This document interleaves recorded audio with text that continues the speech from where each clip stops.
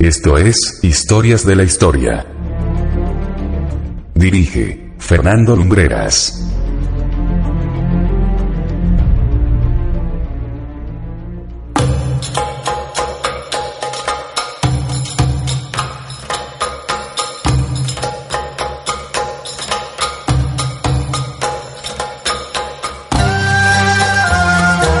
La ciudad brillante. Esa es la traducción al castellano del nombre de este enclave situado a unos 8 kilómetros de Córdoba, construido de norte a sur y bautizado en muchas ocasiones como el Versalles de la Edad Media. En su levantamiento se tuvo especial cuidado por integrarlo dentro del escarpado paraje en que se encuentra. De ahí que su distribución sea en 3 terrazas muy claramente diferenciadas. Para encontrar los orígenes de este lugar hay que remontarnos a los orígenes mismos del Califato de Córdoba, relacionado muy mucho con uno de los países del mundo que protagoniza desde hace ya demasiado tiempo muchas portadas de periódicos de todo el planeta: Siria.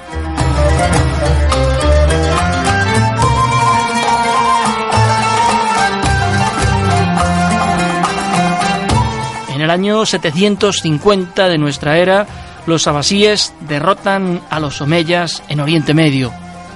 Damasco, la capital siria, se convierte en una ciudad convulsa y peligrosa para los integrantes de la dinastía derrotada, que deciden huir hacia el mundo occidental, llegando a Al-Ándalus y fundando 6 años después el Califato de Córdoba.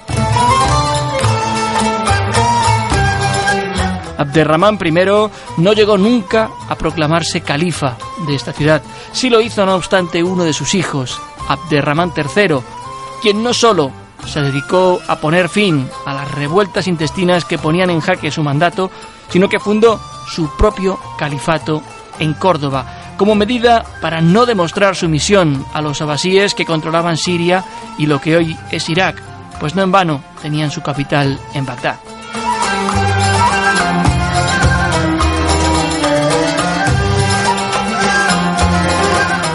Con la consolidación del poder, Abderramán III siente que necesita construir algo que simbolice físicamente la grandeza de ese poder que ostenta, ganado con mucho sacrificio.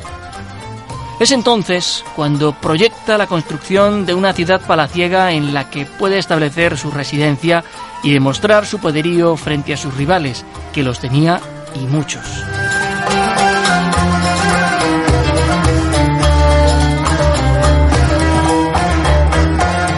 Se ha hablado también de que la construcción de la ciudad se hizo en honor a una de sus esposas favoritas, una mujer que respondía al nombre de Azahara. Pero este detalle nunca se ha comprobado oficialmente y en cambio sí es bien conocido el convulso momento político que vivió el territorio en aquella época.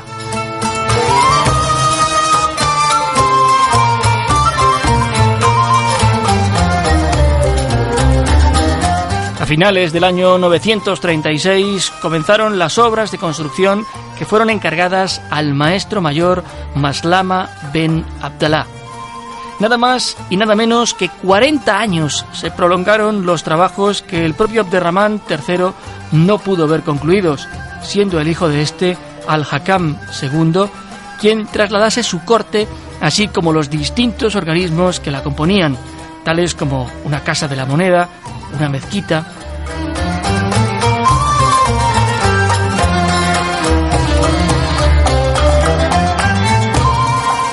Son muchos los textos que se refieren a la enorme majestuosidad del lugar, al lujo y al detallismo desplegados en un espacio que estaba hecho para superar la suntuosidad de los palacios sirios de la nueva dinastía reinante. Allí se gobernó con rigor, mirándose muy de lejos el proceso de reconquista que poco a poco iba ganando terreno en el norte de la península ibérica, pero que entonces no era ni tan siquiera el atisbo de una amenaza. De hecho, se ha llegado a relatar que el propio Al-Hakam II llegó a recibir en palacio a nobles y señores feudales cristianos desposeídos de tierras y que estos quedaron anonadados ante la imponente construcción y sus magníficas estancias interiores.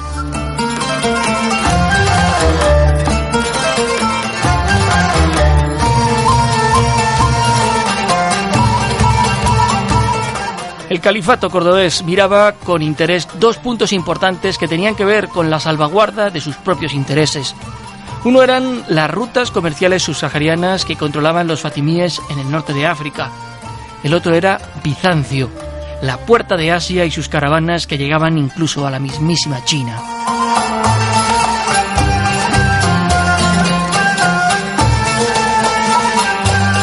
Mientras las relaciones con Bizancio fueron siempre muy tranquilas, llegando incluso a recibirse en la ciudad a emisarios, en el norte de África comenzaba a congregarse un frente que parecía condenado a ensombrecer la grandeza de Medina Azahara.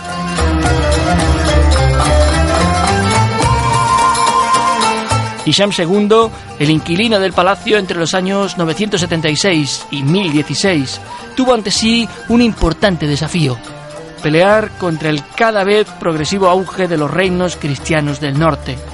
Hisham tenía bajo su mando a uno de los generales más importantes que ha dado al-Ándalus, Almanzor, un auténtico azote para las huestes cristianas.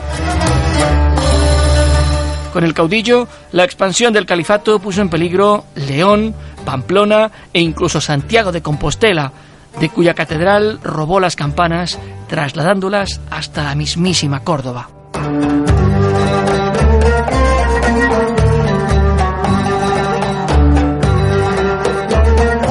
Pero con la muerte de Almanzor en el año 1002, los problemas del califato no hicieron sino comenzar. De hecho, aquella muerte significó el principio del fin de aquella Medina brillante y fastuosa. Tras una serie de rencillas entre los posibles sucesores, 8 años después de aquella muerte estalló una guerra civil en el que el gran califato, que había tenido bajo su control toda Al-Ándalus, se extiende en varios reinos. Son los llamados reinos taifas. Córdoba deja de ser un referente mundial.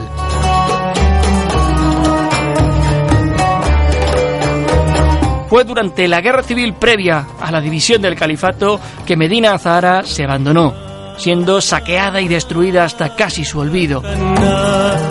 Los almorávides irrumpieron desde el norte de África en el año 1086 y, tratando de unificar los reinos taifas bajo su mando, reorganizaron también el sistema de arquitectura. Pero esta fugaz aparición se vio eclipsada por una nueva invasión norteafricana, la de los almohades, una dinastía ultraortodoxa que destruyó no solo la mayor parte de la arquitectura almorávide, sino también Medina Azahara. De hecho, durante muchos siglos, los restos de la antaño ciudad brillante se utilizaron como cantera artificial para la construcción de otros edificios y estructuras.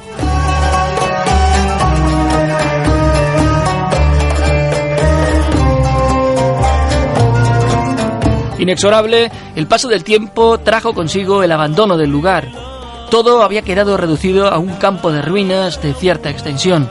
De hecho, el paraje donde se asenta el conjunto monumental fue conocido como Córdoba la Vieja durante muchos años, pues se pensaba que era ahí donde había surgido la primera Córdoba romana.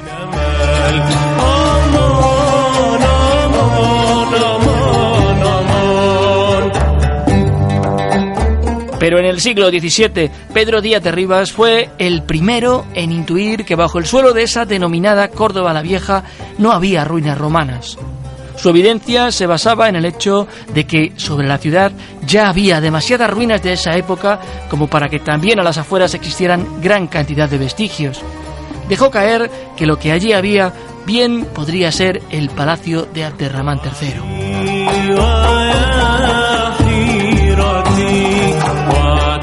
No sería hasta 1911, con el reinado de Alfonso XIII, que se puso especial interés en aquellas ruinas y comenzaron las excavaciones, sabiendo con más certezas que misterios que lo que había en esta ladera cordobesa era un palacio de cierta entidad antes que ruinas romanas o cualquier otra cosa. Los trabajos comenzaron donde la presencia de ruinas era más evidente, y se interpretó entonces que aquella zona era el eje principal del complejo.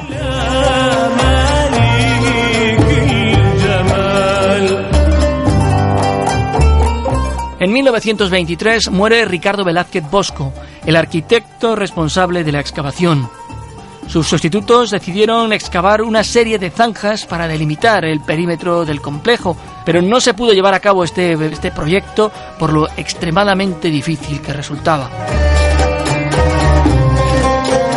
En 1936, con el estallido de la Guerra Civil, la zona queda abandonada y así permanecerá hasta 1944, en que Félix Hernández excava más de 10 hectáreas de complejo y deja al descubierto la parte central del Alcázar, lo que permite a los estudiosos conocer de primera mano las estructuras de urbanismo de la ciudad. Son varios los espacios monumentales que pueden disfrutarse, pese a que de Medina Azahara solo se ha desenterrado el 10% del complejo, destacando de todo el conjunto el Salón Rico, el epicentro de todo el palacio, con una serie de columnas hermosamente decoradas. Pero también podemos admirar parte de la Casa Real, de la de Jafar, restos de lo que debió ser una mezquita y hasta un aljibe para almacenar agua.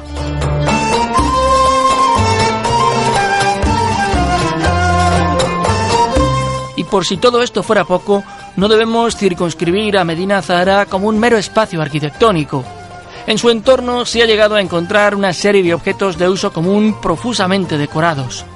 Uno de esos objetos es la llamada Cierva de Medina Azahara, una escultura de bronce considerada por muchos como la obra cumbre de la escultura musulmana del periodo omeya. De esta cierva existen 3 ejemplares repartidos por todo el mundo. Uno se encuentra en el Museo Arqueológico Nacional de Madrid, otro en el propio museo que se halla anexo a Medina Azahara, y un tercero se encuentra en Qatar, comprada por un jeque árabe en 1997 por $4 millones.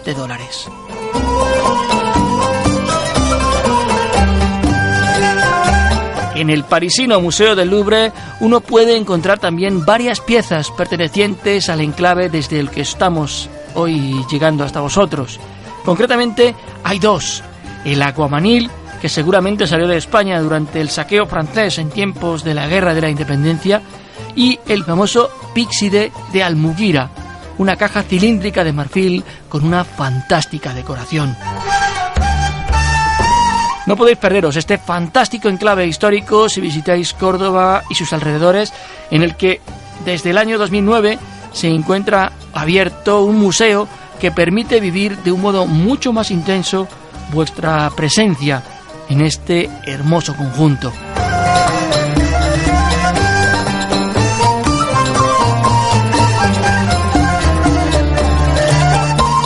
Medina Azahara, la ciudad brillante de los omeyas. Así os hemos querido contar hoy su historia y el periplo de su descubrimiento. Así hemos querido darle la importancia debida a este rincón de Andalucía por el que la historia y el tiempo continúan pasando en su periplo a la eternidad. Esperamos lo hayáis encontrado interesante. Disponéis de una dirección web en la que podéis tener toda la información sobre este enclave. Es medinaazahara.org. Ahí hay información sobre entradas, visitas guiadas, viajes desde Córdoba capital para llegar hasta ahí. Y desde aquí me gustaría también dar las gracias a la Junta de Andalucía por la colaboración prestada para poder hacer este programa. Ya sabéis que si queréis escucharlo de nuevo o bien acceder al resto de podcasts que hay de historias de la historia, podéis hacerlo a través del portal del programa en vivaradio.es, y que también podéis encontrarnos en iTunes y suscribiros para recibirlos cada semana. Muchísimas gracias por habernos acompañado. Nosotros regresaremos dentro de muy poquito con una nueva historia, con un nuevo relato. Hasta entonces, muy buenas noches y buena suerte.